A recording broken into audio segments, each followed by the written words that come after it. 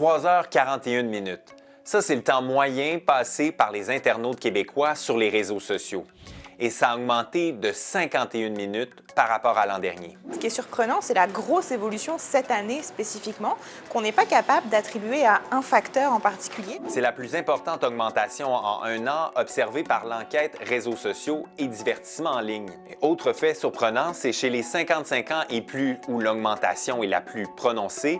On parle de 77 minutes de plus par jour pour un total de 3h15 minutes de temps passé sur les réseaux sociaux. C'est pas mal mon cas.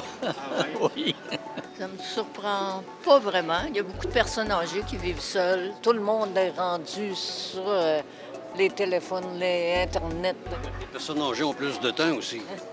Les plateformes majeures, je pense à Meta, TikTok, Google aussi, qui finalement depuis des années améliorent leurs algorithmes pour qu'on soit de plus en plus captifs. Puis leurs usages sont vraiment variés. On ne va pas seulement regarder de la vidéo courte, on va consulter des groupes, on va s'informer, on va rester en contact avec ses amis, sa famille, ses proches. Moi, c'est YouTube, mais j'ai pas d'autre chose. Comme lui, il est 23 minutes. Mais de temps en temps, je parle les shorts. Ça peut créer un vide entre deux personnes. S'il y en a un qui est tout le temps sur le net ou la personne est sur le net, on se parle pas. Mais les 18-34 ans ne sont pas en reste. Ça demeure ceux qui passent le plus de temps sur les réseaux sociaux avec une moyenne de 4h07 minutes par jour.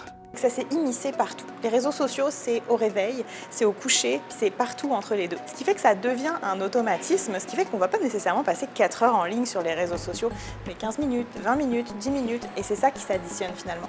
L'enquête révèle également que la moitié des utilisateurs des réseaux sociaux tentent de limiter leur usage avec différents trucs. C'est comme si, en noir et blanc, ça devient soudainement vraiment moins intéressant. Je le mets présentement, mais ça me dit encore 15 minutes. Là, souvent, je clique oui. Fait que ça marche pas super bien, mais j'essaye. Mais les responsables de l'enquête ne souhaitent pas culpabiliser les internautes et rappellent que les entreprises ont tout mis en œuvre pour qu'on y soit accro. D'ailleurs, il y a un procès qui est en cours aux États-Unis qui vise à déterminer la responsabilité des plateformes sur le fait que plusieurs, dont les jeunes, y sont devenus accros.